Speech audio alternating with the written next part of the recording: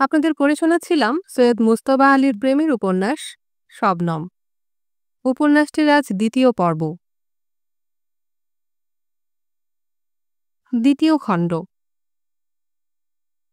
সকলেই বলে পলে পলে তুষানলে দগ্ধ হওয়ার চেয়ে বন্যিকুণ্ডে ঝম্প দেওয়া ভালো। আমি জানি আমার সম্মুখে কত দীর্ঘদিনের বিরহ, সেটা যদি আমি প্রথম দিনে জানতে পারতুম তাহলে সেটা কিছুতেই সইতে পারতুম না। আমার প্রার্থনা মতো আল্লাহতালা আমাকে একসঙ্গে একটি কদমের বেশি ওঠাতে দেননি। আলো দিয়েছিলেন কিংবা বেদনা দিয়েছিলেন এক পা চলার, বিরহ দিগন্ত কত দূরে দেখতে দেননি। তাকে দোষ দিই কি করে? আর শবনম, সে তো শিউলি, শরৎ নিশির স্বপ্নপ্রভাতের বিচ্ছেদ বেদনা। সে যখন ভোরবেলা সর্ববন্ধন থেকে মুক্ত হয়, সে কি স্বেচ্ছায়? ওই কঠিন কঠোর সময়েও সে একবার ঝড়ের মতো আমার ঘরে এসেছিল, এক নিঃশ্বাসে কথা শেষ করে কেঁদেছিল। ওই প্রথম, আর ওই তার শেষ কান্না। তার বাবাকে আমানুল্লাহ কান্দাহারের গভর্নর করে পাঠাচ্ছেন। ফ্রান্সের নির্বাসন শেষ হওয়ার পর দেশে ফিরলেন বটে, কিন্তু আমানুল্লাহ আর সর্দার আওরঙ্গজেব খানেতে বনাবনি হল না। বিশেষত তিনি আমানুল্লাহর উগ্র ইউরোপীয় সংস্কার পদ্ধতি আদপেই পছন্দ করতেন না। এখন ইউরোপ যাবার মুখে তিনি বিশ্বাসী লোক খুঁজছেন। আওরঙ্গজেব নাকি প্রথমটায় যেতে চাননি। এখন স্থির হয়েছে তিনি মাত্র ৩ মাসের জন্য যাবেন। আওরঙ্গজেবের পিতৃভূমি কান্দাহার তিনি ভালো করে চেনেন। ৩ মাস পরে অবস্থা দেখে আমানুল্লাহকে জানাবেন। ঠিক কোন লোককে তার পরের গভর্নর করে পাঠালে সে কান্দাহারের বিশ্বাস অর্জন করতে পারবে? এত দুঃখের মাঝখানেও ওইটুকু ছিল আনন্দের বাণী। কাবুলের রাজনৈতিক মরুভূমিতে বাস একরকম অসম্ভব। হয় তুমি রাজার পক্ষে, রাজার প্রিয়ভাজন, নয় তুমি কারাগারে কিংবা ওপারে। শবনম যদিও বললে তার আব্বা এসব ব্যাপারে ঈষৎ উদাসীন। ফ্রান্সে নির্বাসনকালে তিনি সেখানকার স্যাঁসির মিলিটারি কলেজের অধ্যাপকদের সঙ্গে বন্ধুত্ব করে মিলিটারি স্ট্র্যাটেজি সম্বন্ধে বিস্তর গবেষণা করেছিলেন, এখনও করেন। আর তার ফাঁকে ফাঁকে কাব্যচর্চা। সেদিন শবনম তেজি তুর্কি রমণীর মতো কথা বলেনি, কথায় কথায় কবিতা বলতে পারেনি, শুধু অনুনয় বিনয় করেছিল। আমি শুধু একটি কথা বলেছিলুম, তোমার না গেলে হয় না? বেচারি ভেঙে পড়ে তখন, টসটস করে। কোনো আভাস না দিয়ে ঝরে পড়েছিল অনেক ফোঁটা মোটা মোটা চোখের জল। আমার ২ হাত তুলে ধরে তাদেরই ২ পিঠ দিয়ে আপন চোখের জল মুছতে মুছতে বলেছিল, ওইটেই তুমি শুধু শুধিও না লক্ষ্মীটি। এই একটা প্রশ্ন আমার মাথার ভেতর ঢুকে যেন পোকার মতো কুড়ে কুড়ে খাচ্ছে। না গেলে হয় না, না গেলে হয় না। অসম্ভব, অসম্ভব। কিসমত কঠিন হয়ে দেখা দিয়েছেন, তুমি ওকে রুদ্রতর করো না। দরজার কাছে এসে তার কথা মতো দাঁড়ালুম। বললে, যেটা সে আগের বারও বলেছিলে, আমার বিরহে তুমি অভ্যস্ত হয়ে যেও না। ওর তো কথার অভাব নেই, বুঝলুম প্রাণের কথা মাত্র একটি। ভোরবেলা আমি আধো ঘুমে, সমস্ত রাত অনিদ্রায় কেটেছে। আমার শিওরে বসে শবনম, আমি চোখ মেলতেই সে ২ হাত দিয়ে আমার চোখ বন্ধ করে দিল। যেন শুনলুম, মানে ক্ষুধা, তোমাকে ক্ষুধার আমানতে রাখলুম, বক্ষুধা সমুপদ, তোমাকে খোদার হাতে সোপর্দ করলুম। আমার বিরহে সমস্ত ব্যাপারটা কয়েক সেকেন্ডের, দীর্ঘতম স্বপ্নও নাকি কয়েক সেকেন্ডের। বলতে পারবো না সত্য না স্বপ্ন। শবনমকে শুধোবার সুযোগ পাইনি। বোধহয় সত্য স্বপ্ন কিংবা স্বপ্ন সত্য। প্রথমে ৩ মাস, তারপর ৪ মাস, তারপর ৬ মাস। আমানুল্লাহ বিদেশ থেকে এক এক ২ মাসের মেয়াদ বাড়ান, আর শবনমরা ফিরতে পারে না। সহ্যের সীমা পেরিয়ে গেল। শবনমদের প্রাচীন ভৃত্য তোপল খান ২-৩ মাস অন্তর অন্তর একবার করে কাবুল আসে, আর শবনমে চিঠি দিয়ে যায়। ডাককে অবিশ্বাস করার তার যথেষ্ট ন্যায্য হক ছিল। সে চিঠিতে কি ছিল আমি বলতে পারবো না। ফার্সিতে ফরাসিতে মেশানো চিঠি। যে শবনম কথায় কথায় কবিতা বলতে পারত, সে বিদায়ের সময়কার মতো একটি কবিতাও উদ্ধৃত করেনি, কিংবা করতে পারিনি। মাত্র একবার করেছিল, তাও আমি আমার চিঠিতে সে কথার উল্লেখ করেছিলুম বলে। তখন লিখেছিল, আজ হুরে হালে ধরা সুত ইকলাহ পরজির, হোমছু ওয়ারানে কি আজ গঞ্জে খুদ আবাদ নসুত। এত গুণ ধরি কি হইবে বলে দুরাবস্থার মাঝে, পোড়া বাড়িটাতে লুকোনো যে ধন লাগে তার কোনো কাজে? আজ ছিল কান্না আর কান্না, প্রত্যেকটি শব্দে, প্রত্যেকটি বাক্যে। এমনকি আমাকে খুশি করবার জন্য যখন জোর করে কোনো আনন্দ ঘটনার খবর দিত, তখনও সেটি থাকত চোখের জলে ভেজা। থাক, আমার এই গুপ্তধনে কি আছে তার সামান্যতম ইঙ্গিত আমি দেব না। এখন এটি আমার চোখের জলে ভেজা। 1 বছর ঘুরে যাওয়ার পর আমি একদিন রোজা করলুম। সন্ধ্যার সময় গোসল করে সামান্য ইফতার করে নামাজে বসলুম। দুপুর রাত্রে ঘুমোতে গেলুম। স্বপ্নে সত্য পথ নিরূপণের এই আমাদের একমাত্র পন্থা। স্বপ্নাদেশ হল, কান্দাহার যেও না, ভোর রাত্রে। আমার মস্তকে বজ্রাঘাত। আমি ভেবেছিলাম কোনো আদেশই পাব না এবং বিবেককে সেই পন্থায় চালিয়ে দিয়ে আমি কান্দাহারের পথ নেব। অবশ্য কোরআন শরীফে এ প্রক্রিয়ার উল্লেখ নেই, কাজেই না মানলেও কোনো পাপ হবে না। কোনো কোনো মৌলানা এ প্রক্রিয়া অপছন্দও করে থাকেন। এমন সময় আব্দুর রহমান এসে ঘরে দাঁড়ালো। আমি তার দিকে তাকালুম। বললে, কাল আমি কান্দাহার যাবার অনুমতি চাই। আব্দুর রহমান সেই যে মানে গোড়ার দিকে একদিন বলেছিল আওরঙ্গজেব পরিবার কাবুল চলে গিয়েছেন, তারপর সে ওই বিষয়ে একটি কথাও বলেনি। আমি শুধালুম, কেন? ওখানে আমার এক ভাগ্নে আছে, তোপল খান 2 মাস হলো আসেনি। এ দুটো কথাতে কি সম্পর্ক আছে ঠিক বুঝতে পারলুম না। একটু চিন্তা করে স্থির করলুম আব্দুর রহমানকে দিয়ে চিঠি লিখে কান্দাহার আসবার অনুমতি চাইব। আর আজ রাত্রে যদি কোনো প্রত্যাদেশ না আসে, তবে তার সঙ্গে বেরিয়ে পড়তেও পারি। আব্দুর রহমান চলে গেল। আমি নত মস্তকে স্লথ গতিতে টেবিলের দিকে চললুম, চিঠিখানা তৈরি করে রাখতে। এই 1 বছর আমি ফার্সি শিখেছি প্রাণপণ। সেই ছিল আমার বিরহে সান্ত্বনার তীর্থ। তবু চিঠি লিখতে সময় লাগে। টেবিলের কাছে ঘুরে দাঁড়াতেই দেখি শবনম। পরে শবনমের কাছ থেকেই শুনেছি আমি নাকি জাত ইডিয়টের মতো শুধু বিড়বিড় করে কি যেন একটা প্রশ্ন বারবার শুধিয়েছিলুম। তুমি কি করে এলে? আমি তো কোনো শব্দ শুনিনি। তুমি কি করে এলে? আমি তো কোনো শব্দ শুনিনি। আমার বিস্ময় লাগে, এইটাই কি আমার সবচেয়ে বড় প্রশ্ন ছিল? অপমানিত, পদদলিত, ব্যঙ্গ কষাঘাতে জর্জরিত নিরাশ দিনহীন জনকে যদি রাজাধিরাজ ধর্মরাজ সহসা আদর করে ডেকে নিয়ে সিংহাসনের একপাশে বসান, তখন তার কি অবস্থা হয়? আর শৈশব অপমানিত, যৌবনেও আপন নিজ জন্ম সম্বন্ধে সর্বদাই সচেতন সুতপুত্র কর্ণ যেদিন মহামান্না ক্ষত্রিয় শ্রেষ্ঠা কুন্তির কাছে শুনতে পেলেন তিনি হীনজন্মা নন, তখন তার কি অবস্থা হয়েছিল? শবনম এতটুকু বদলায়নি। সৌন্দর্য হর কাল যেন তার সম্মুখে এসে থমকে দাঁড়িয়েছিল। গাত্র স্পর্শ করতে পারেনি। যাবার দিন যে রকমটি দেখেছিল ঠিক সেই রকম। আমার বুকের ভেতর যে ছবি আমি এতদিন হিয়ার রক্ত দিয়ে মাখিয়ে রেখেছিলাম, সে যেন আজ মুক্তি স্নান সেরে আমার সম্মুখে দেখা দিল। তার মুখে সবসময়ই শিশির মধুমাস। আফগানিস্তান হিন্দুস্তান বিরাজ করত। কপাল আফগানিস্তানের শীতের বরফের মতো শুভ্র, আর কপল বোলপুরের বসন্ত কিংসুকের মতো রাঙা। হুবহু সেই রকমই আছে। শুধু কোথায় যেন ও পরিবর্তন হয়েছে। চোখে? সেইখানেই তো সর্বপ্রথম পরিবর্তন আসে, না? ঠোঁটের কোণে? না। গালের টোল ভরে গিয়েছে? না, সর্বশুদ্ধ? তাও না। অকস্মাৎ বুঝে গেলুম ওর ভিতর আগুন জ্বলছে। সে আগুন সর্বাঙ্গ হতে বিচ্ছুরিত হচ্ছে। আমার কাছে এসে 2 হাত আমার কাঁধে রেখে মস্তকাঘ্রাণ করল। বনবাসমুক্ত রামচন্দ্রকে কৌশল্যা যেরকম মস্তকাঘ্রাণ করেছিলেন। বললে, ছি, তুমি রোগা হয়ে গিয়েছ।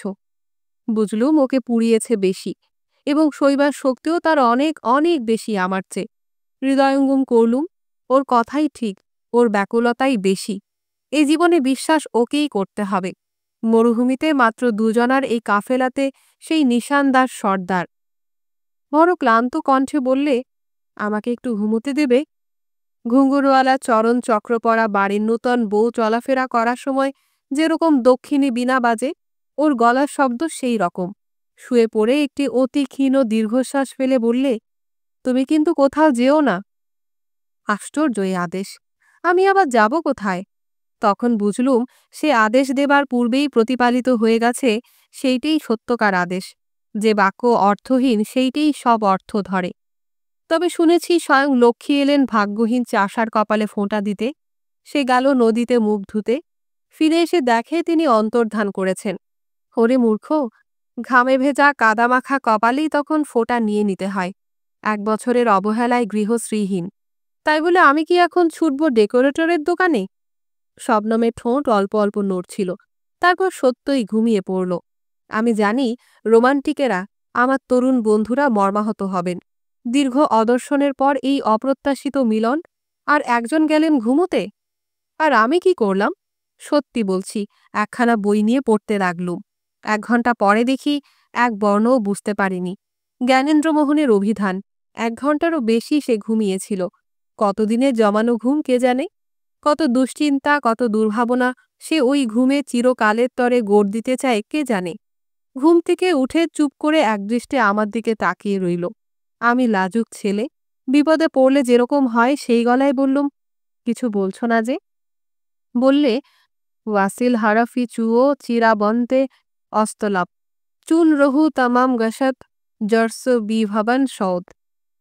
কাফেলা যখন পৌঁছিল গৃহে, মরুভূমি হয়ে পার, সবাই নীরব, উটের গলায় ঘণ্টা বাজে না আর।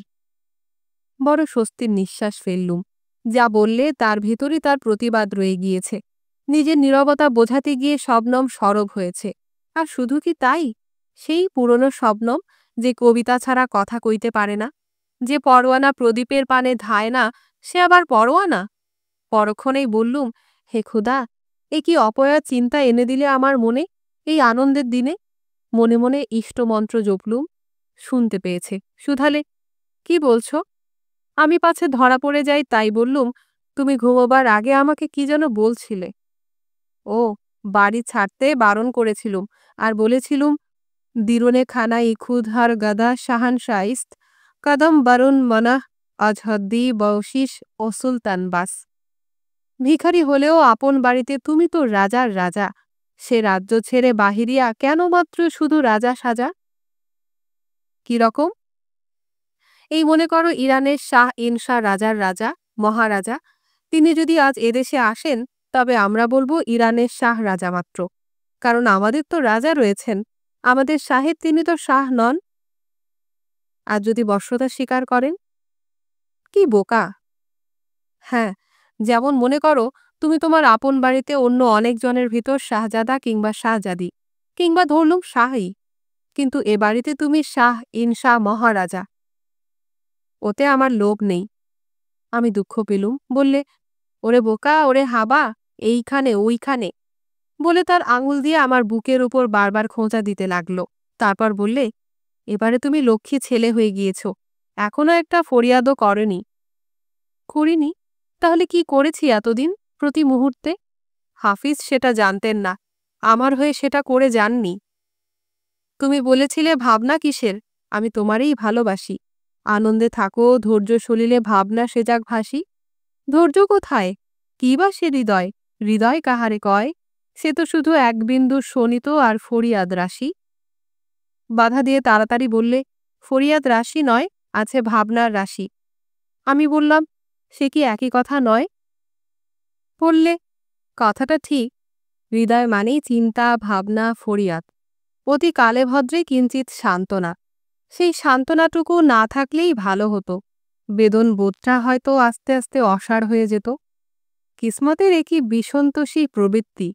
নিরাশায় নুয়ে নুয়ে গাছটা মরে যাচ্ছে। মরতে দে না, তাহলে তো বাঁচি। না, তখন দেবে সান্ত্বনার 1 ফোঁটা জল। আবার বাঁচো, আবার মরো, যেন বেলাভূমির সঙ্গে তরঙ্গের প্রেম। দূর থেকে সাদা দাঁত দেখিয়ে হেসে হেসে আসে, আবার চলে যায়, আবার আসে, আবার যায়। হঠাৎ হেসে উঠে বললে, কিন্তু আমি শতবার মরতে রাজি আছি, একবার বাঁচবার তরে। এটা যেন আপন মনের কথা। তারপর আমাকে শুধালে, এখন ফরিয়াদ করছো না কেন? আমি বললুম, কাজল যতক্ষণ দূরে থাকে ততক্ষণ তার বিরুদ্ধে ফরিয়াদ সে কালো। চোখে যখন মেখে নিই তখন তো তার কালিমা আর দেখতে পাইনে, সে তখন সৌন্দর্য বাড়ায়। এটা আমার নয়, কবি, দার্শনিক, পণ্ডিত তিরুবলুবেরের। চমৎকার! আমাদেরও তো সুরমা আছে, কিন্তু কেউ কিছু লিখেছে বলে তো মনে পড়ছে না। আরও একটা বলো। ওর কাব্য তো আমি সঙ্গে আনিনি। আচ্ছা দেখি। একটু ভেবে বললুম, নিঠুর প্রিয়ের সম্বন্ধে প্রিয়া বলেছেন, সে আমার হৃদয়ে বাড়িতে দিনে ঢোকে অন্তত 1,00,000 বার। কিন্তু তার বাড়িতে কি আমাকে একটিবারও ঢুকতে দেয়? আমি তাকে স্মরণ করি লক্ষবার, সে একবারও করে না। হঠাৎ দেখি শবনম গম্ভীর হয়ে গিয়েছে। কবিতাটি ভালো হোক মন্দ হোক, এতে তো গম্ভীর হওয়ার মতো কিছু নেই। কান্নার সুরে বললে, আমার বাড়িতে নিয়ে যায়নি তোমাকে? কবে যাবে বলো? আমি প্রথমটায় বুঝতে পারিনি বাড়ি বলতে সে হৃদয় বুঝেও সত্যকার আপন বাড়ি বুঝেছে। আমি কাণ্ডজ্ঞান হারিয়ে তার দুহাত চেপে ধরলুম। মুখ দিয়ে কোনো কথা বেরোল না। কি যেন একটা হারাই হারাই ভাব বুকটাকে ঝাঁঝরা করে দিলে। আবার কথা বলতে গেলুম, পারলুম না। আস্তে আস্তে তার হাত দুটি ছাড়িয়ে নিয়ে আমার হাতের ওপর বোলাতে বোলাতে বললে, আমি পাগল না কি? বন্ধু, তুমি কিছু মনে করো না। এই 1 বছর ধরে। বাধা দিয়ে অতি কষ্টে বলল, আমার উপর মেহেরবান হও, প্রসন্ন হও। আমি কি জানি নে আমি কত অভাজন? তুমি এ শহরে। এবার হেসে উঠে বাধা দিয়ে বললে, সবচেয়ে সুন্দরী। আমি কিন্তু তার কুলগোষ্ঠীর কথা বলতে যাচ্ছিলুম। না, আমি কুৎসিত হলে তুমি আমায় ভালোবাসতে না, সে তো কিছু বিচিত্র নয়। কিন্তু আমি মাঝারি হলে কি করতে বলো তো? আমি ঝড় কাটাতে ব্যস্ত, হালের সঙ্গে পাল। বললুম, এরকম প্রশ্ন আমি কোনো বইয়ে পড়িনি। সাধারণত মেয়ে সুধায় সে সুন্দরী না হলে ভালোবাসা পেত কি না। উত্তর দাও। আমি নিজে তো মাঝারি, তুমি তো বেসেছ, এবং সবচেয়ে বড় কথা তুমি তুর্কি রমণী। তুমি। ব্যাস ব্যাস, থাক থাক। এবার এদিকে এসো, আমার ব্যাগটা খোলো তো। হ্যাঁ, ওই রুমালে বাঁধা জিনিস। সামনের টেবিলে সেটি রেখে রূপোতে সিল্কেতে কাজ করা কিং খাপের রুমালের গিঁট আস্তে আস্তে অতি সন্তর্পণে খুলতে লাগলো যেন তীর্থের প্রসাদী।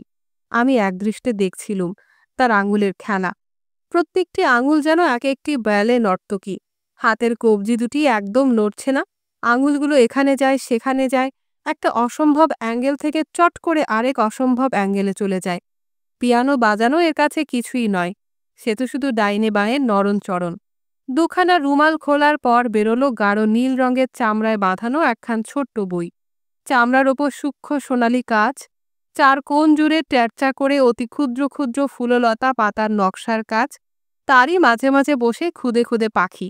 বইয়ের মাঝখানে একটি জোরালো গোল মেডালিয়ান, নামাঙ্কন স্বাক্ষর লাঞ্ছন সহ। বললে, আরও কাছে এসো।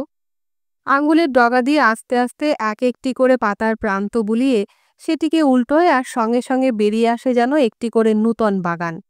পাতার মাঝখানে কুচকুচে কালো কালিতে হাতের লেখা ফার্সি কবিতা, আর তার চতুর্দিকের বর্ডারে আবার সেই লতা আর পাখির মোটিফ। অতি ছোট্ট ছোট্ট গোলাপি রজেটের পাশে ডালের ওপর বসে খুদে খুদে বুলবুল। কখনো আকাশের দিকে তাকিয়ে লতার উপর দুলছে, কখনো বা ঘাড় নিচু করে গোলাপ কুঁড়ির সঙ্গে কানে কানে কথা কইছে, সখী জাগো জাগো।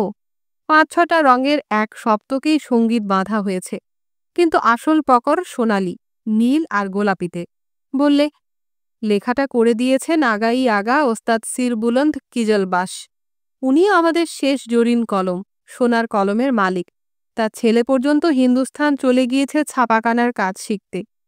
একটা ছোট্ট দীর্ঘ নিঃশ্বাস ফেললে।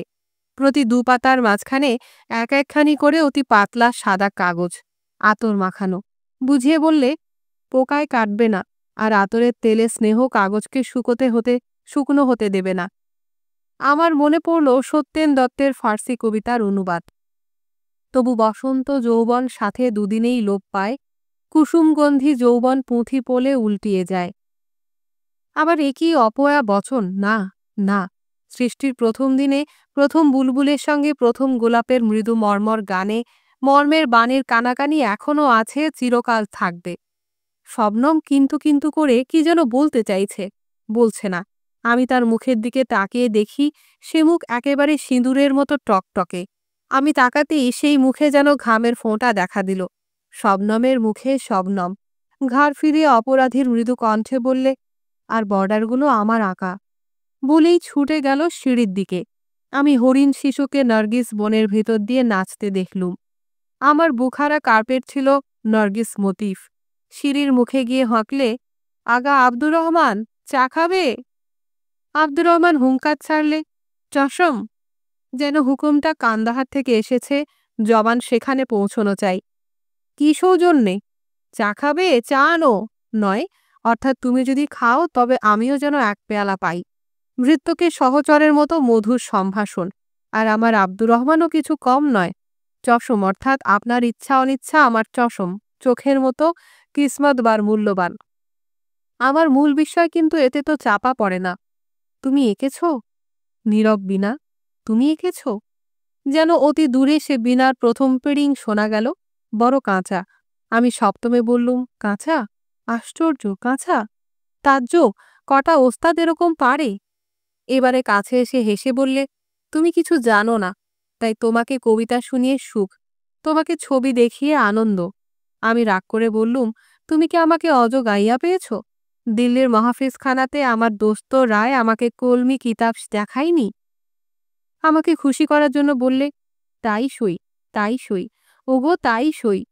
কিন্তু আমার ওস্তাদ আগা জমশিদ বুখারি বলেন, রোজ ৮ ঘন্টা করে ৩০ বছর আঁকার রেওয়াজ করলে তবে ছবি আঁকার কল রপ্ত হয় এবং তারপর চলে যাবে চোখের জ্যোতি। আমি অবাক হয়ে বললুম, বলো কি? হ্যাঁ, এবং বলেন, কিন্তু কোনো দুঃখ নেই, তুমি নিজেই জানো না তোমার মূল্য কি। মধু তার নিজ মূল্য নাহি জানে? খুশি হয়ে বললে, বিলকুল। প্রকৃত জহুরি সমঝে যাবে তোমার প্রথম ছবিতে কোনো শেষ কথা লুকানো আছে, আর তোমার শেষ ছবি মিলে যাবে প্রথম ছবির প্রথম ঠেকায়। তারপর তিনি খুব জোর দিয়ে বলতেন, হুনরে যখন পরিপূর্ণতায় এসে গেল তখন তার পুনরাবৃত্তি করে লাভ কি, এবং যদি স্বাদ তারপরও কিছু উদ্ধৃত থেকে যায় তবে সেইটে ভাঙিয়ে খাবে তোমার শিষ্যেরা, তাদের জন্য তো কিছু রাখতে হয়। তখন তোমার পাকা গম রঙের বেহালার সুর শোনা যাবে তাদের কাঁচা সবুজ বেহালার রেওয়াজে। আমি বললুম, চমৎকার। আমি তার প্রত্যেকটি শব্দ কণ্ঠস্থ করে রেখেছি। আমি শুধুলুম, কার কাব্য আছে এতে? অনেকের। তোমাকে যেগুলো শুনিয়েছি আর যেগুলো শোনাব, তুমি যে কটি বলেছ তাও আছে, তবে বেশিরভাগ আবু তালিব কলিম কাশানির। ইনি আসলে ইরানি, কিন্তু শেষ পর্যন্ত তোমাদের বাদশাহ জাহাঙ্গীরের সভাকবি হন। আর আছে সাদ তবরিজির। ইনিও হিন্দুস্থানে কিছুকাল ছিলেন, কলিমের বন্ধু। তখন ইরানে রব উঠেছে, সকল মাথায় তুর্কি নাচন তোমার লাগি প্রিয়ে, লক্ষপতি হবে সবাই হিন্দুস্থানে গিয়ে। এসব আমি এবারে কান্দাহারে শিখেছি, পরে বলবো। বললে, তুমি কখনো জানবে কি, বুঝবে কি? ছবি আঁকার সময় প্রতিটি মুহূর্তে তুমি আমার সামনে ছিলে। প্রতিটি তুলির টানে আছে তোমার চুল, প্রতিটি বাঁকা রেখায় আছে তোমার ভুরু। তোমার হাসি থেকে নিয়েছি গোলাপি, তোমার স্বর থেকে নিয়েছি রূপালি। আমি বললুম, দয়া করো, আমায় বলতে দাও, এই একবারের মতো। শেষ বুলবুলে চোখ শেষ করার সঙ্গে সঙ্গে জানেমান বড় চাচা ঘরে ঢুকে বললেন, চলো মুসাফির, বাঁধো গাটুরিয়া, বহুদূর জানে হয়ে গা। কাল সকালেই কাবুল যাত্রা। বাদশাহ আপন গাড়ি পাঠিয়েছেন, তার সবুর সইছে না, তাই তো তোমাকে খবর দিতে পারিনি। আব্দুর রহমান চা নিয়ে এলো। শবনম বললে, আগা রহমান, তুমি তোপল খানকে প্রতিবারে কোরমা কালিয়া খাইয়েছ আর সিনেমা দেখিয়েছ, খোদা তোমার মঙ্গল করুন। এদিকে এসো, এই নাও, কান্দাহার থেকে এনেছি। ব্যাগ খুলে শবনম বের করলে তাবিজের মতো ছোট্ট একখানি কুরআন শরীফ, সঙ্গে অতসী কাঁচ। তাই দিয়ে পড়তে হয়। আব্দুর রহমান নিচু হয়ে মাটিতে হাত ছুঁয়ে হাতখানি আপন চোখে চেপে ধরল। তারপর কুরআনখানি দুহাতে মাথার ওপর তুলে ধরে আস্তে আস্তে চলে গেল। তার মুখের ভাব কি করে বর্ণাই? জোয়ানের ইয়াব্বড় মুখখানা যেন কচি শিশুর হাসি মুখে পরিণত হল। কি অসাধারণ বুদ্ধিমতী এই শবনম! জানত অন্য কিছু আব্দুর রহমানকে গছানো যাবে না। শবনমের আঁকা বর্ডার দেখতে গিয়ে সে শুধালে, আচ্ছা বলো তো, এই বুলবুলের নাম কি? আমি বললুম, বুলবুল তো এক রকমেরই হয়। এই বুলবুল, এই বইয়ের সব বুলবুল শবনম। বুলবুল এসেছিল বাগানে, সেই প্রথম গোলাপকে প্রেম নিবেদন করবে। এসে দেখে গোলাপ আগের থেকেই বাতাসে বাতাসে তার প্রেমের বার্তা বিছিয়ে রেখেছে। গোলাপের কাছে পৌঁছবার বহু পূর্বেই সে সৌরভের ডাক শুনতে পেল, এসো, এসো প্রিয়া, মনে আছে? তুমি কেন দুঃখ করো বুলবুল? শবনম যদি সমস্ত রাত গোলাপের ওপর অশ্রুবর্ষণ না করত তবে কি সে ফুটতে পারত? জড়ানো কণ্ঠে বললে, সেই ভালো। ওগো শবনমের শরৎ নিশির স্বপ্ন, এই নাও তোমার বই। আমি প্রতিবাদ করেছি। শান্ত কণ্ঠে বললে, এতে আছে তোমার চোখের ঝরা জল, সে জল তো আমি চোখে পুরে নিতে পারব না। এই জল দেখে যখন তোমার চোখে জল টলমল করবে, তখনই তো এর তার চরম মূল্য পাবে। আমি বইখানা 2 হাত দিয়ে তুলে ধরে ঠোঁট চেপে চুমা দিলাম। কিন্তু আমার চোখ দুটি অপলক দৃষ্টিতে তার দিকে তাকিয়ে। শবনম আস্তে আস্তে অতি ধীরে ধীরে ঘাড় ঘোরালো। তার চোখে ছিল স্বচ্ছ জলের অতল রহস্য। আমি বললুম, কিন্তু বন্ধু, তুমি তো এর আগেই আমাকে সওগাত দিয়েছ। অবাক হয়ে বললে, কখন? প্রথম রাত্রেই।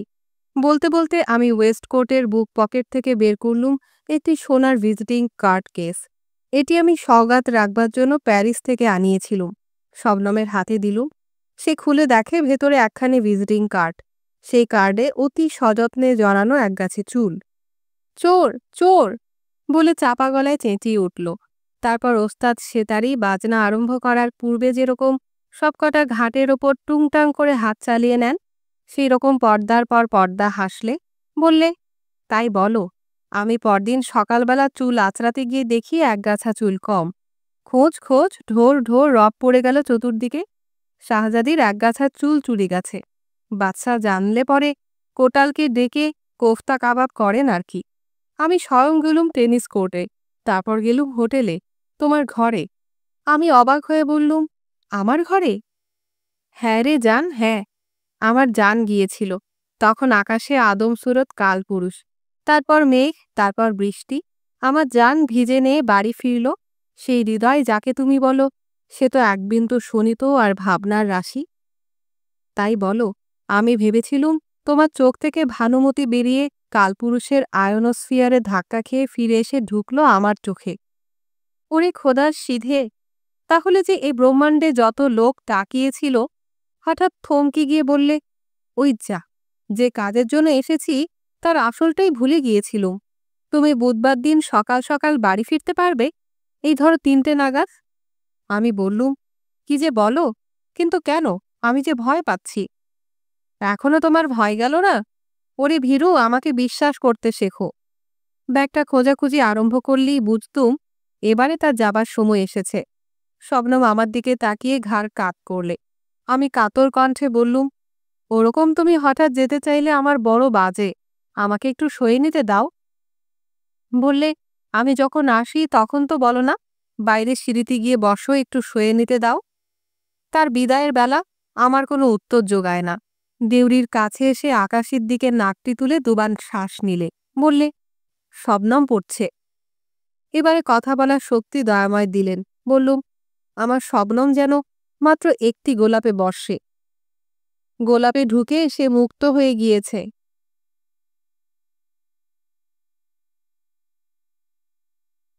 আমি রোমান্টিক নই। এ প্রেম আমার সাজে না। এ প্রেম তারই জন্য যে বেদনা সইতে জানে, যে সংগ্রামে ভয় পায় না। আমি ছেলেবেলা থেকেই ভীরু। কৈশোরে সাহস করে কোনো মেয়ের সঙ্গে কথা কইতে পারিনি। অনাদৃতের প্রতি আকৃষ্ট হওয়া কোনো কোনো মেয়ের স্বভাব। তারা যেচে কথা কইলে আমি লজ্জায় ঘেমে নিয়ে কি উত্তর দিয়েছি তা আমি চেষ্টা করেও স্মরণ করতে পারব না। চণ্ডীদাস পড়ে পেয়েছি ভয়। দিনের পর দিন শ্রীরাধার মতো সইতে হবে আমাকে বিরহ দহন। দরকার নেই আমার কানুর প্রেম। গোপিনীদের মধ্যে সর্বশ্রেষ্ঠা হওয়ার আমার কোনো প্রয়োজন নেই। বনস্পতির গৌরব নিয়ে উঁচু হয়ে দাঁড়িয়ে বিদ্যুৎপাত ঝঞ্ঝাবাত সইবার মতো শক্তি আর সাহস আমার নেই। আমি মেহেদির বেড়া হয়ে থাকতেই রাজি। আর তিনি যদি তার ওপর দয়া করে সাদামাটা 2-1টি ফুল ফোটান, তবেই আমি নিজেকে মহাভাগ্যবান বলে তাকে বারবার নমস্কার করব। আমি চেয়েছি ঘরের প্রেম, বন্ধুর প্রেম, বধূর প্রেম আমি চাইনি। সংসারের অবহেলা অনাদরের মাঝখানে এইটুকু সান্ত্বনা যে বাড়ি ফিরলে আমি সেখানে সবচেয়ে আদরের ধন। সারা দিনমান সে আমার সঙ্গে থাকবে স্বপ্নের মতো। আমি চলাফেরা করব সেই স্বপ্ন সম্মোহনে, ঘুমে চলার রোগীর যেরকম হাঁটে। আর রাত্রিকালে সে পাশে থাকবে জানালার কাছে চাঁদ যেরকম অপলক দৃষ্টিতে নিদ্রিতে শিওরে জাগে। মণিভরা প্রবাল হার পরা নীলাক্ষী নীলাম্বুজের ঝড়ঝঞ্ঝার অশান্তি ঐশ্বর্য আমি চাইনি। গ্রামের নদীটি পর্যন্ত আমি হতে চাইনি।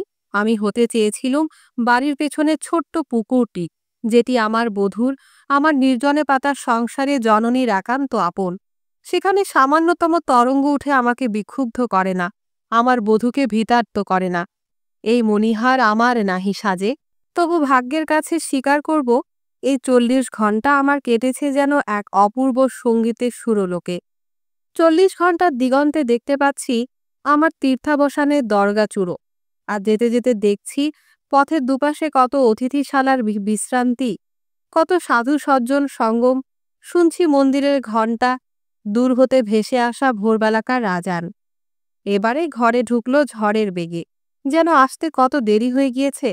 আমার সামনে এসে হিন্দুস্তানি কায়দায় নমস্কার মুদ্রাতে হাত দুটি জোর করে কপালে ঠেকিয়ে বললে, আমি তোকে ভালোবাসি। প্রথমটায় বুঝিনি, তারপর হো হো করে হেসে উঠেছিলুম। বুঝেছ? আমি বললাম, এ তুমি শিখলে কোথায়? আমার দিকে স্থির দৃষ্টিতে তাকিয়ে আমার কথার উত্তর না দিয়ে বললে, আমি করলুম প্রেম নিবেদন আর তুমি হাসলে। চোখ থেকে আগুন বেরুচ্ছে না বটে, কিন্তু ভেজা দিনের দেশলাইয়ের মতো কখন যে জ্বলবে ঠিক নেই। আমি অতি কষ্টে তাকে শান্ত করলুম। আমি কি মূর্খ? উচ্চারণ আর ব্যাকরণের দিকে গেল কান। বক্তব্যটা উপেক্ষা করে গেলুম। ধন্য সেই রাজা যিনি ভিখারিনীর ছেঁড়া কাপড় দেখেননি, দেখেছিলেন তার মুখ, তার হৃদয়, আর তাকে বসিয়েছিলেন সিংহাসনে। আমি আহাম্মক শাহজাদিকে দেখছি ভিখারিনীর বেশে। নিজের গালে নিজের চড় মেরেছি বহুবার, একবার মারলুম লাথি। বললে, হিংসে হলো না কেন তোমার? কোনো ইয়াংম্যান আমাকে শিখিয়েছে সেই সন্দেহে? আমি বললুম, সে বাঙালি ইয়াংম্যান নয়। হার মেনে বললে, কান্দাহারে আমাদের এক চাপরাশি ছিল, সে যৌবনে কলকাতায় নৌকরি করত, তার কাছ থেকে শিখেছি। শবনম ভালো করে উচ্চারণটা শিখল, কারণ এই কথাগুলো শুদ্ধভাবে বাংলাতে বলতে বা উচ্চারণ করতে কোনো কাবুলির অসুবিধা হওয়ার কারণ নেই। শুধু বাতল গিয়ে ভ অক্ষরে। ভারতবর্ষের বাইরে মহাপ্রাণ বর্ণ নেই বললেও চলে, এমনকি দক্ষিণ ভারতেও নেই। শেষটায় যখন বললুম ঠিক, তখন ভারী খুশি হলো। শুধালে, আর তো তোমার কোনো ফরিয়াদ নেই? আমি চিন্তা করে বললুম, আমার আর কোনো ফরিয়াদ নেই, ভবিষ্যতেও থাকবে না। সন্দেহ নয়নে তাকিয়ে শুধালে, হঠাৎ? হঠাৎই কাল রাত্রে মনে পড়ল একটি সংস্কৃত শ্লোক, শত্রুং দোহি সংযোগে বিয়োগে মিত্রম পেহ, উভয়ের দুঃখ দায়িত্বং কোভেদ শত্রু মিত্র। শত্রুর মিলনে মনে অতি কষ্ট হয়, বন্ধু বিচ্ছেদে হয় কষ্ট সাতিশয়, উভয়ে বহু কষ্ট দেয় যদি মনে, শত্রু মিত্রে কি বা ভেদ তবে এ ভুবনে? কবিভূষণ পূর্ণচন্দ্রের অনুবাদ। শবনম বললে, 1 নম্বরই প্যারাডক্স, এরপর আর কোনো ফরিয়াদ থাকার কথা নয়। তারপর চিন্তা করতে করতে বললে, কিন্তু এর উত্তরটা কি? তুমি বলো। দোস্ত মঙ্গল কামনা করে, দুশ্মন বিনাশ কামনা করে। আমি কামনাটা বড় করে দেখি, ফলটা অত বড় করো না। আমি বললুম, সাবাস, দোস্তি কানি মান, আমার দিলের দোস্ত সাবাস। হিন্দুস্থানের ধর্মগুরু বলেছেন, মা ফলেবু কদাচন। আরও কিছু কথা হলো। আজ কিন্তু সমস্তক্ষণ লক্ষ্য করছিলুম, আজ যেন শবনমের মন অন্য কোনোখানে, হয়তো কোনো কথা বলতে চায় কিংবা শুধোতে চায়। এমন সময় রাস্তায় হঠাৎ চেঁচামেচি আর আত্মকণ্ঠস্বর শোনা গেল, এত জোর যে আমরা দুজনেই শুনতে পেলুম। শব্দটা ক্রমেই বেড়ে যেতে লাগলো দেখে আমি একটু উৎকণ্ঠিত হলুম। এমন সময় দূর হতে একসঙ্গে অনেকগুলো বন্দুক ছোড়ার শব্দ শোনা গেল। দুজনাতে নিচে নেমে খবর নিয়ে জানা গেল, ডাকাতের সর্দার বাচ্চায় সকাও কাবুল আক্রমণ করতে এসেছে, আমানুল্লাহকে তাড়াবে। আফগানিস্তানের এই অধ্যায় বিস্ময়জনক, যে কোনো প্রামাণিক ইতিহাসে পাওয়া যায়। এক বাঙালি মুসলমান এ বিষয়ে লিখেছেন। শবনম আমাকে হাত ধরে উপরে নিয়ে এলো। ঘরের এক প্রান্ত থেকে আরেক প্রান্ত ঘন ঘন পায়চারি করতে লাগলো। একবার বললে, আমানুল্লাহকে বারবার বাবা বলেছেন তিনি বারুদের পিপের ওপর বসে আছেন, কিন্তু তিনি বিশ্বাস করতে চাননি। যাকে, আমার তাতে কি? এরকম আর্তনাদ আর গুলির আওয়াজ মেশানো অট্টরোল আমি জীবনে কখনো শুনিনি। একবার ভাবলুম শবনমকে বলি, আমি আর আব্দুর রহমান তাকে বাড়ি পৌঁছিয়ে দিয়ে আসি। কিন্তু সে সংকটে আমার সত্য কর্তব্য কি কিছুতেই স্থির করতে পারলুম না। ঘরের চেয়ে রাস্তা যে বেশি বিপজ্জনক। ওদিকে আবার শবনমদের আপন ভদ্রাসন নিশ্চয়ই আমার বাড়ির চেয়ে অনেক বেশি সুরক্ষিত। কি করি? শবনম পায়চারি করছে। আপন মনে বললে, কেউ জানত না, বাবাও জানতেন না। পায়চারি বন্ধ করে বললে, শুনতে পাচ্ছ? বন্দুকের শব্দ এগিয়ে আসছে। বহু দূরের বন্দুকের শব্দ এগিয়ে আসছে না পিছিয়ে যাচ্ছে বোঝবার মতো সূক্ষ্ম শ্রবণ শক্তি সৃষ্টিকর্তার নিরীহ বঙ্গ সন্তানকে দেননি। শবনম আবার বললে, আমার তাতে কি? আমি তার মানে বুঝতে পারলুম না। ৮ ঘন্টার ওপর হয়ে গিয়েছে প্রথম বন্দুকের আওয়াজ শোনার পর। এমন সময় তোপল খান এসে ঘরে ঢুকল। সেলাম করে শবনমকে শুধালে, বাড়ি যাবে না দিদি? শবনম বললে, যাব, পরে। এখন তুমি নিচে গিয়ে আব্দুর রহমানের সঙ্গে দেউড়ি দরজার উপর পাথর চাপাও, আর যা যা সব করতে হয়। তোপল খান যেভাবে ঘাড় নেড়ে চলে গেল তার থেকে স্পষ্ট বোঝা গেল শবনমের প্রতি তোপলের নির্ভর মুর্শিদের ওপর চেলার বিশ্বাসের মতো। ভ্যালের কাছে তাহলে হিরোইন হওয়াটা অসম্ভব নয়। শবনমের মুখে হাসি ফুটেছে। আমার একটু দুঃখ হলো, আমার গায়ের জোর ওর মতো হলো না কেন? শবনম আমার সামনে মুখোমুখি হয়ে বললে, তুমি বড় সরল। ভাবলে তোপলকে দেখে আমি ভরসা পেলুম। এই বন্দুক পিস্তলের জামানায়? যাকগে। বেশ কিছুক্ষণ নীরব থেকে বললে, শোনো। আমি বললুম, হ্যাঁ। শান্ত কণ্ঠে আমার চোখে চোখ রেখে বললে, আমি স্থির করেছি আমাদের বিয়ে হবে। তুমি? ধাক্কাটা কিরকম লেগেছিল আমি বুঝিয়ে বলার চেষ্টা করব না। আমার মুখে কথা ফোটেনি, এবং চেহারায় যদি কোনো ভাব ফুটে থাকে তবে সেটা হতভম্বের। সেই শান্ত কণ্ঠেই বললে, তোমার চোখ আমি চিনি, তোমাকে কিচ্ছু বলতে হবে না। এবারে আমি জিতেছি। তারপর চেয়ারটা কাছে টেনে এনে আমার দু জানুর উপর ২ হাতে ভর করে সামনের দিকে ঝুঁকে বললে, এবারে সব কথা শোনো। আমার মুখ দিয়ে তখনও কথা ফোটেনি। বললে, আমি জানতুম এর একটা বোঝাপড়া একদিন করতেই হবে, তাই আজকের দিনটা ঠিক করেছিলুম। আস্তে ধীরে তোমার মনের গতি দেখে প্রসন্ন মুহূর্তে আমি যে একান্ত সর্বশান্ত তোমার হতে চাই সেইটে জানাবো। ইতিমধ্যেই ডাকু এসে জিনিসটা যেমন কঠিন করে তুলল তেমনি সহজও করে দিল। এখন কতদিন এরকম চলবে কেউ বলতে পারে না। আর সময় নেই, আজই এক্ষুনি আমাদের বিয়ে। হ্যাঁ, এক্ষুনি। আমি কিছু বলতে চাইনি। হ্যাঁ, এক্ষুনি। তুমি ভেবেছিলে আমি উত্তেজিত হয়েছি, ডাকু এসেছে বলে? তা নয়। আমি খুঁজছিলুম বিয়ের ২ জন সাক্ষী। আব্দুর রহমান তো আছেই, কিন্তু ভিড় ঠেলে কাকে ডেকে নিয়ে আসি? রাস্তায় এই ভয়ে পাগলদের ডাকলেও কেউ আসবে না। তোপল খান আসাতে আমার দুশ্চিন্তার অবসান হলো।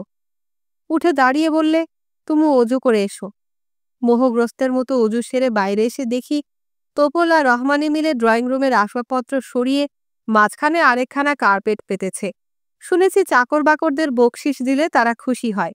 এদের মুখে আজ যে বদান্যতা দেখলুম সে তো লক্ষ্যপতির মুখেও আমি কখনো দেখিনি। শবনম এক কোণে দাঁড়িয়ে চোখ বন্ধ করে কি যেন পড়ছে। তার মুখচ্ছবি বড়ই শান্ত। আমি কাছে যেতে কি কি করতে হবে বলে দিলে। দুজনাতে মুখোমুখি হয়ে বসলুম। শবনম মুখের ওপর ওড়না টেনে দিয়ে মাথা নিচু করলে। আমি বললুম, আমি অমুক, অমুকের ছেলে, তুমি অমুক, অমুকের মেয়ে। তোমাকে স্ত্রীধন দিয়ে। তোপল খান শুধালে, স্ত্রীধন কত? আমি বললুম, আমার সর্বস্ব। তোপল খান বললে, একটা অঙ্ক বললে ভালো হয়। আমি জোর দিয়ে আবার বললুম, আমার সর্বস্ব। স্ত্রীধন দিয়ে মোহাম্মদী ৪ শর্তে তোমাকে স্ত্রীরূপে পেতে চাই।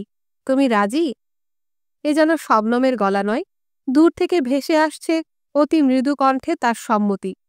৩ বার ওই প্রশ্ন জিজ্ঞেস করতে হলো। ৩ বার সে সম্মতি জানালে। আমি সাক্ষীদের দিকে তাকিয়ে বললুম, আপনারা এই বিবাহের শাস্ত্রসম্মত ২ সাক্ষী। আপনারা আমার প্রস্তাব আর মোসাম্মদ শবনম বানুর সম্মতি ৩ বার শুনেছেন? দুজনাই বললে, শুনেছি। শবনমের কথা ঠিক হলে আনুষ্ঠানিক বিবাহ এইখানেই শেষ। তোপল খান বহু বিয়ে দেখেছে বলে ২ হাত তুলে একটা প্রার্থনা করল। আমিও হাত তুললুম। শবনম মাথা নিচু করে একেবারে মাটির কাছে নামিয়ে ২ হাত দিয়ে প্রায় মুখ ঢেকে। প্রার্থনাতে মাত্র একটি কথা ছিল, আদম এবং হাওয়ার মধ্যে, ইউসুফ ও জোলেখার মধ্যে, হজরত খাদিজার মধ্যে যে প্রেম ছিল এ দুজনার ভেতর সেই রকম প্রেম হোক। আব্দুর রহমান উদ্বাহু হয়ে প্রার্থনার সময় জোর গলায় ঘন ঘন বললে, আমিন, আমিন, হে আল্লাহ, তাই হোক, তাই হোক, আমিন, আমিন, আমিন। ওরা দুজনে চলে যাওয়ার পর আমি যেখানে ছিলুম সেখানেই বসে রইলুম। কিছুই তো জানি নে তারপর কি করতে হয়। শবনম কিছু বলেনি। উঠে গিয়ে সামনে বসে বললুম, শবনম। তাকিয়ে দেখি ওড়না ভেজা। কিছু না ভেবেই ওড়না সরালুম। সুস্থ বুদ্ধিতে পারতুম না। দেখি শবনমের চোখ দিয়ে জল ঝরছে। শুধালুম, এ কি? শবনম চোখ মেলে বললে, বলো। তখন দেখি আমার বলবার কিছুই নেই। তাকে তুলে ধরে সোফার দিকে নিয়ে যেতে গিয়ে দেখি সেটাকে সরানো হয়েছে। আমি সেদিকে যাচ্ছিলুম। বললে, না, ওদের ডাকো। তোমার ঘর আমি সেই রকমই চাই। ঘর ঠিক করা হলো। বললে, তুমি শো। আমার পাশে আধ হেলান দিয়ে বসে আমার চুলের ভেতর আঙুল চালাতে চালাতে বললে, ঠিক এরকম হবে আমি ভাবিনি। আমি ভেবেছিলুম হয়তো খানাপিনা, গান বাজনা, বোমা বারুদ ফাটিয়ে বিয়ের ব্যবস্থা আমি করতে পারবো, আর তা সম্ভব না হলে আমি অন্যটার জন্যেও তৈরি ছিলুম। আমি বললাম, এই তো ভালো। সে কি আমি জানি নে? খানাপিনা, বন্ধু সমাগম হলো না, তার জন্যে আমাদের কি দুঃখ। তবে একটা পদ এত বেশি হচ্ছে যে আর সব পুষিয়ে দিচ্ছে। শুনছ, সাদি আনা বোমার বারুদ, কিরকম বন্দুক মেশিন গানের শব্দ হচ্ছে। আমানুল্লাহ শালির বিয়েতেও এর 1 আনা পরিমাণও হয়নি। ডাকাত আমাদের বিয়ে সাদিয়ানার ভার নিয়েছে না? এও তো ডাকাতির বিয়ে। আমি কিচ্ছুটি বলিনি। আমার হিয়া কানায় কানায় ভরা। আমার জাহাজ বন্দরে ভিড়েছে। পাল দীর্ঘ, অতি দীর্ঘ। অতি দীর্ঘ নিঃশ্বাস ফেলে হাওয়াকে মুক্তি দিয়েছে। হাল বৈঠা নিস্তব্ধ। উটের ঘণ্টা আর বাজছে না। বললে, আমি তোমার কাছে ক্ষমা চাই। এবারে আমাকে মুখ খুলতে হলো। ডান হাত দিয়ে আমার মুখ চেপে ধরে বললে, আমার শওহর, স্বামী কথা বলে কম। শোনো, তোমাকে বড় কষ্ট দিয়েছি। তুমি আমাকে কতখানি চাও সে আমি জানতুম। আরও জানতুম সর্বশেষ চাওয়া, সমাজের সামনে পাওয়া। তুমি সাহস করে নিজের মনের কাছেই চাইতে পারোনি। আমার কাছে বলা, সে তো বহু দূরে। আমার কিন্তু তখন বড্ড কষ্ট হয়েছে। যখন নিতান্ত সইতে পারিনি, তখন শুধু বলেছি, আমার কাছে ওষুধ আছে। তুমি নিশ্চয়ই আসমান জমিন হাতড়েছ।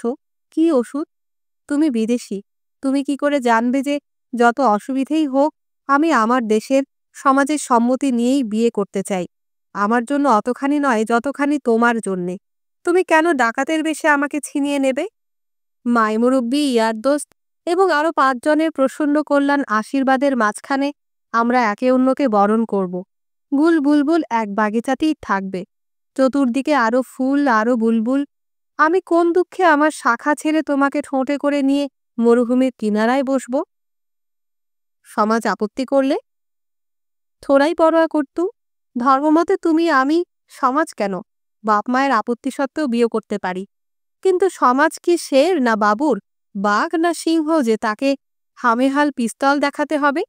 সমাজ তেজি ঘোড়া, দানা পানি দেবে, তার পিঠে চড়বে। বেয়ারামি করলে পায়ের কাঁটা দিয়ে অল্প গুঁতো দেবে, আরও বেশি হলে চাবুক, আর একদম বিগড়ে গেলে পিস্তল। তারপর নূতন ঘোড়া কিনবে, নতুন সমাজ গড়বে। আর এখন? এখন তো সবকিছু ফয়সালা হয়ে গেল। প্রথম বলি, কাবুলের সমাজ ঠিক আমাদের সমাজ নয়। আমাদের গুটি কয়েক পরিবার নিয়ে আমাদের সম্পূর্ণ সমাজ। সেই সমাজ এখন আমাদের আশীর্বাদ করবে। জানো, এদেশে এরকম বিশৃঙ্খলা প্রায়ই হয়। গোষ্ঠীতে গোষ্ঠীতে লড়াই, শহরে শহরে লড়াই, রাজায় রাজায় লড়াই। রাজায় ডাকুতে অবশ্য এই প্রথম। তখন ভিন মহল্লায় গিয়ে কখনো কখনো 15 দিন, 1 মাস আটকা পড়ে যেতে হয়। সমাজ শুনে বলবে, এই তো ভালো, তারা শাস্ত্রানুযায়ী কাজ করেছে। পরে যখন সমাজপতিরা কানাঘুষো শুনবেন, আগের থেকে মহব্বত ছিল, তখন তারা আরও খুশি হয়ে দাড়ি দুলতে দুলতে বলবেন, বেহতর সুদ খাইলে বেহতর সুদ। আরও ভালো। লোকলজ্জার ভয় বিয়ে করার চেয়ে দিলের টানে বিয়ে করা অনেক ভালো, বহুত বেহতর। তুমি কিন্তু ভেবো না তোমার বাড়িতে 15 দিন থাকতে হবে বলে সেই অছিলা নিয়ে তোমাকে বিয়ে করেছি। তোমাকে বিয়ে করার জন্য আমি আমার হৃদয়ের হয়ে মনের কাছে প্রস্তাব পেশ করি হোটেলের বারান্দায়। মন বিচক্ষণ জন, সে সায় দিলে অনেক ভেবে চিনতে নদী তীরে। আর এখন? এখন যে ভৃত্যের নৃত্য আরম্ভ হলো, তার শেষ কবে কোথায় কে জানে। তাই বিয়েটা চুকিয়ে রাখলুম। ফ্যাতা কপলি, আমার যা করার করা হয়ে গিয়েছে। এখন আর সবাই এর সঙ্গে নিজেদের খাপ খাওয়াক। দুঃখ করে ফের বললে, ওরা দেখেছে আমানুল্লাহর রাজমুকুট। ওদিকে তার যে শক্তিক্ষয় হয়ে যাচ্ছে সেটা কেউ লক্ষ্য করছে না। কবি সাহেব বড় বেদনাতেই বলেছিলেন, মোমবাতিটির আলোর মুকুট বাখানি কবি কি বলে, কেউ দেখে না তো ওদিকে বেচারি পলে পলে যায় গলে। তারপর শবনমের মনে কি ভাবোদয় হলো জানি নে, আমার কানের কাছে মুখ এনে সেটাতে দিল কামড়।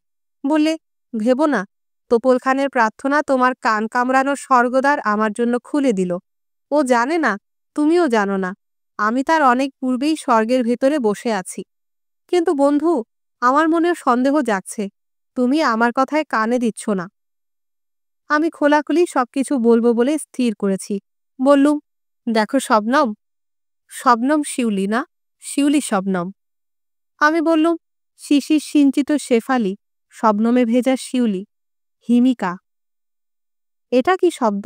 আগে তো শুনিনি। শবনমের অতি বিশুদ্ধ সংস্কৃত শব্দ। হিমালয় জানো তো, তারই হিম, বাংলায় শুধু হিমি। আমার সবচেয়ে পছন্দ হয়েছে হিমিকা।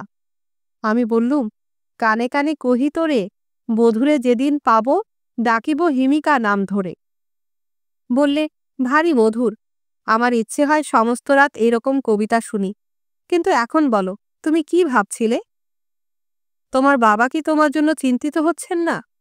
আমি ভয়ে ভয়ে কথাটা তুলেছিলুম, ও যদি কিছু মনে করে। আমার ভয় ভুল। নিঃসংকোচে বললে, আগে হলে বলতুম তুমি তোমার বাড়ি থেকে আমাকে তাড়াচ্ছ। এখন এটা তো আমার বাড়ি, এটা আমার আশ্রয়। এক্ষুনি যে মোহাম্মদী 4 শর্তে আমাকে বিয়ে করলে, তার এক শর্ত হচ্ছে স্ত্রীকে আশ্রয় দেওয়া। আপন বাড়িতে আশ্রয় দেব তো বলিনি, সর্বশ্রেষ্ঠ আশ্রয়। চোখ পাকিয়ে বললে, এ কি হচ্ছে? 4 শর্তের প্রতিধ্বনি মিলিয়ে যাবার পূর্বেই তুমি শর্ত এড়াবার গলি খুঁজছ? তবে শোনো, আমার আব্বাজান আমার জন্য একদানা গম পর্যন্ত ভাববেন না। আমরা দুটো লড়াই ফাসাদ দেখেছি। একবার তিনি আটকা পড়েন, আরেকবার আমি। তিনি বয়েদবাজি অর্থাৎ কবির লড়াই করেছিলেন কোনো এক আস্তাবলে, আর আমি পাশবালিশ জাবড়ে ধরে ফসফস করে ঘুমিয়েছিলুম এক বান্ধবীর বাড়িতে। আসলে তার দুশ্চিন্তার অবধি থাকবে না যখন শুনবেন তোপল খান বাড়ি ফেরেনি। সন্ধ্যা হলে কি হয়, মাথায় যা মগজ, তা দিয়ে মাছ ধরার একটা টোপ পর্যন্ত হয় না। এই দেখলে না, আজ সন্ধ্যায় আরেকটু হলে আমাকে কিরকম ডুবিয়েছিল।